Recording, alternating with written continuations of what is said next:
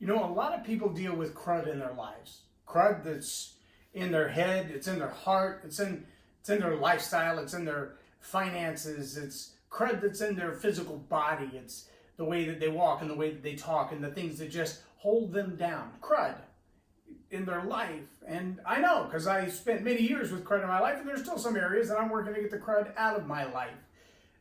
But you don't have to have CRUD in your life, and there's two really easy, really simple steps to get the CRUD out of your life.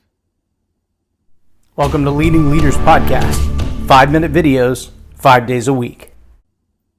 I'm J Loren Norris with Leading Leaders Podcast, and today I want to give you a visual illustration. I'm not going to actually do it right here, but I think if you listen with your mind's eye, you'll hear these two steps very clearly explained. And because you hear them so clearly explained, you'll see a picture in your mind's eye that will make it really clear to you for the future that when there's CRUD in your life, you have to apply these two very simple principles and these two very simple practices to get the CRUD out of your life. Here's the illustration I want you to picture in your mind's eye. Don't close your eyes if you're driving right now, but think for a moment about the last time you saw that baby bottle or that glass that someone had drank milk out of. And perhaps they forgot to put it in the sink and run water in it as soon as they were done. You know, from time to time, I'll have a cup of coffee and I'll have it in the car in my own thermos cup, and I'll put a little creamer in there and I'll drink the coffee and then forget about it. And a day or two later, it's rolling around in the back seat and I'm thinking, oh my gosh, what is that noise? And what is that smell? And so I bring the cup in and I put it in the sink. And like the baby bottle, I can just set it in the sink. And you know what happens? Nothing. Absolutely nothing happens if I just put it in the sink. But if you've ever raised kids, we have 4 kids and 8 grandkids, and so we've been through our fair share of baby bottles. And I can tell you the number of times that we've had that one bottle that got underneath the playpen. And the milk, the CRUD in the bottom of that bottle is now like grown legs. It's starting to turn green. It has hold of the glass like nobody's business. And I've watched my mother put a rag around the end of a knife and dig into the bottom of that glass and try to get the CRUD out. And that will take forever. And the chances that you're going to break the bottle are much higher than you are that you're going to get all of the remnant of that CRUD out of the bottom of that bottle. In fact, with their low expense today, most people will just throw a bottle like that in the trash. They're not even going to bother to try to salvage it. The little cheap plastic disposable ones, do they get that kind of CRUD in them? They go in the garbage. There's no point in trying to hold on to it. But see, your life is not a disposable piece of plastic baby bottle. It's not even a more expensive glass baby bottle. Your life, your purpose for being in this life, it's invaluable by comparison. You can't just throw it away because it has some CRUD in it, and yet many people do. Whether it's actually throwing their life away completely to suicide or simply giving up on what they've been called to do, what they've been made to do, they push away all the great opportunities in their life because of the CRUD in their life. The emotional bondages in their life, the sad tragedies in their life, the failures, the mistakes, the, man, I wish I could get a do-overs in their life. They look at those things and they just want to give up. And let me tell you a little secret. Now, here's step number 1.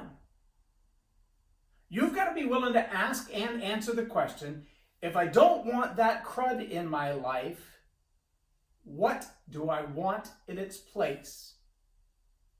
What do I want in its place? That's a critical question. And if you don't answer that, you can spend a whole lot of time practicing step 2 and never really solve it. Let me take you to step 2. In the case of the baby bottle or the coffee cup, I know for a fact I can put it in the sink and turn on the water. Now, if I put it in the sink and I turn on the water and I let it run for, say, 48 seconds, chances are the cup will now be full, or the bottle will now be full. But it will be full and not yet clear of the CRUD. In fact, probably what will happen is whatever I've added to the cup or the bottle will now be mixed with the CRUD that's already in the bottle.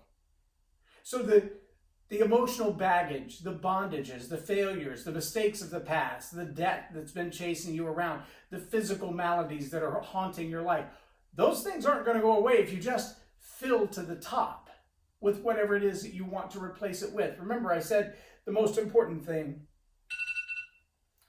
The most important thing, the most important part of the steps is the step number one. What do you want in its place? And see, I could take that same coffee cup or that same baby bottle and grab a pitcher of orange juice and fill the cups or the bottles to the brim. And you know what I have? Orange juice in a cup with a whole lot of crap. I could make it soft drink. I could make it Pepsi or Diet Coke or Dr. Pepper or whatever it is your favorite drink. Or I could make it iced tea. I could make it a milkshake. But whatever I put in that cup, with the crud that's in the bottom of that cup, all I have is that with crud in it. If the crud in your life is still there, no matter how much you pour in, it's going to be the same until you have enough to wash out what's there. And see, if I put the cup in the sink and I turn the water on to just a drip, eventually it will fill up the cup. Eventually. It might take some time. Not 4 or 5 minutes, not 48 seconds, but maybe a few years if the flow of what's coming in is just a drip. Maybe if I speed it up a little and it goes to a trickle or a small stream, eventually it will fill the cup. But if I stop when the cup is filled, I have a cup full of whatever I've added and a lot of crud. Again, I don't care which area of your life has the crud in it you're trying to deal with. If you don't first figure out what it is that you want to replace it with, and then second, put it in the stream of that replacement. See, if I want cold, clear water to come from that baby bottle that's full of milk, if you could picture that clear, sparkling glass, and the top half of it is shiny and clean from the water, and the bottom half still has the crud in it. And the more I add the water, the more it all mixes up together. Now, eventually, if I just let it settle, you'd see clear water at the top and crud at the bottom, and it would still be there. But the longer I leave that bottle under the flow of the water,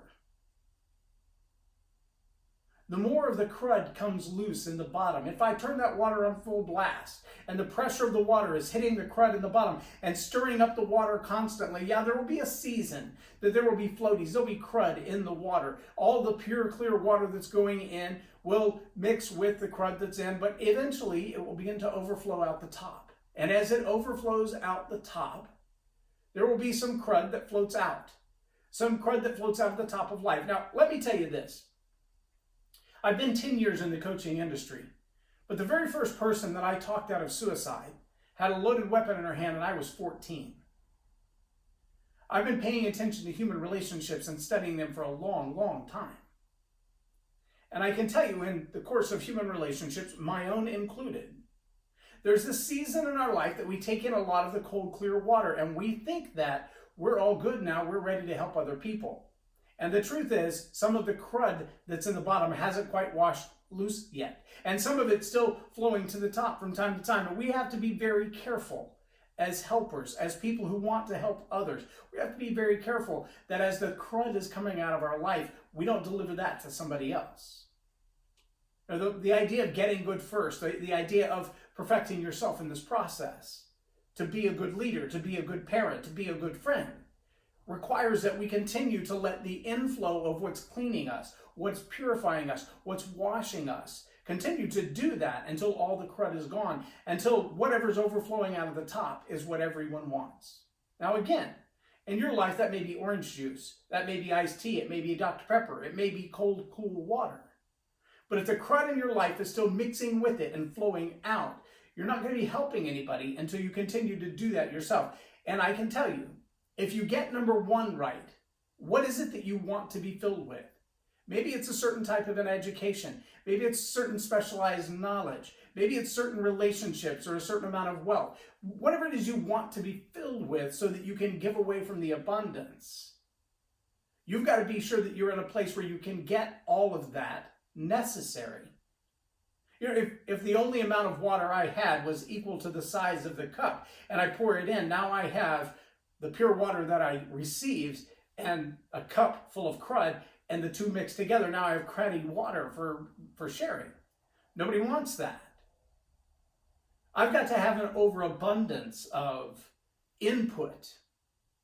Become a river and not a reservoir. Don't hold on to it all. Let enough of it flow in that what's in you can flow out until the crud is gone and what's flowing out of you is the constant and pure of what's being input. whatever it is, my friend, that you want in your life, find a place where you can find that in massive abundance. Open the floodgates to your life and let it pour in. And it will eventually wash out the crud and begin to fill you with that idea, with that knowledge, with that relationship, with that emotion, with that resource, until you become a source for that resource. I hope this illustration has helped you, and I hope you have a visual of that bottle with the crud in the bottom, or that cup with the crud in the bottom, being washed until there's no crud left, and there's nothing but pure, clean water, not only for you to drink from, but for you to share with everyone else. I'm J Loren Norris with Leading Leaders Podcast for Tell It Like It Is TV. Have a blessed day. Subscribe now for our extensive video library of leadership lessons promoting faith, family, and freedom.